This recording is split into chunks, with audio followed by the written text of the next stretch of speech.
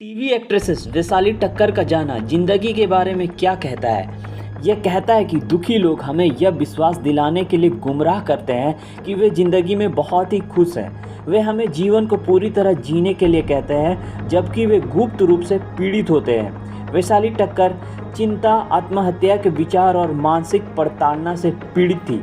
उन्होंने 16 अक्टूबर को अपना जीवन समाप्त कर लिया और अभी एक वीडियो सामने आया जिसमें वैशाली बता रही है कि जीवन कितना कीमती है। वैशाली एक स्थापित टीवी एक्ट्रेसेस थी जिन्होंने ससुराल सिमर का में एक सहित कई भूमिकाएं निभाई, जिसने उन्हें एक पुरस्कार भी दिलाया। वो 2010 के मध्य में मुंबई चली गई थी।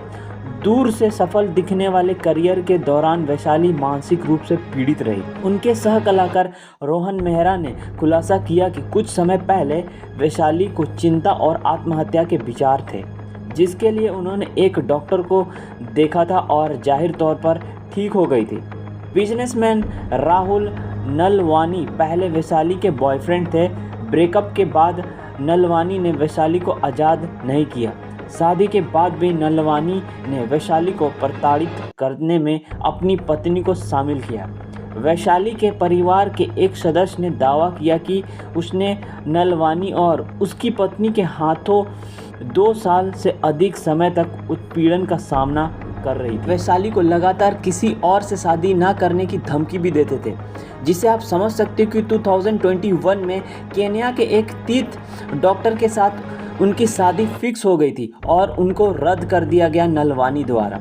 इस साल दिसंबर में वह कैलिफोर्निया स्थित सॉफ्टवेयर इंजीनियर मिथेश गौर से भी शादी करने जा रही थी और उनके सह कलाकार विकास सेठी और जानवी सेठी ने खुलासा किया कि वैशाली अपने नेक्स्ट शादी को लेकर बहुत खुश भी थी। अपने घर जाने से पहले वैशाली ने मई में शेट्टियों के साथ पार्टी भी किया था। उस वक्त उसने खुलासा किया था कि उसकी पड़ोसी नलवानी उसे परेशान भी करती है। फिर जानवी ने इस बात पर वैशाली को चिंता न करने को कहा और बताया कि वो इसके लिए हेल्प भी करेंगी और चिंता न करने के लिए भी कहा। हाल ही में वैशाली अपनी शादी की खरीदारी करने और सेठियों के साथ फिर से पार्टी करने के लिए मुंबई जाने की तैयारी कर रही थी। कुछ दिन पहले उसने विकास को एक कॉल पर कहा था कि सब ठीक था। इसका कोई मतलब नहीं है कि जीवन बदलने वाली योजनाओं में व्यस्त व्यक्ति अचानक खुद को मार लेगा, जब तक कि कोई उसे परेशान करने और आत्महत्या के लिए उकसाने में बहुत दूर नहीं जाता। 16 अक्टूबर को वैशाली इंदौर के तेजाजी नगर स्थित अपने घर में मृत पाई गई थी। सुसाइड नोट में उसने कहा कि राहुल नलवानी उसे लगातार परेशान कर रहा था। खबर लगते ही नलवानी फरार हो गए। पुलिस ने नलवानी की गिरफ्तारी के लिए किसी भी सुझाव के लिए 5000 रुपये का इनाम भी घोषित कर दिया है। वो देश छोड़ने की कोशिश कर सकता है। हवाई अड्डों पर कड़ी जांच और 3 राज्यों में तलाशी के बाद नलवानी को इंदौर के पास पकड़ लिया गया। आत्महत्या से महज 25 दिन पहले वैशाली के YouTube चैनल पर एक वीडियो भी अपलोड किया गया था, जिसमें वैशाली पीलिया के इलाज के लिए अस्पताल के बिस्तर पर नजर आ रही है।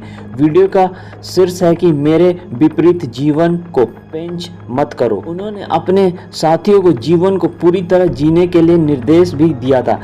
आप जीवन को जानते हैं, यह बहुत कीमती है।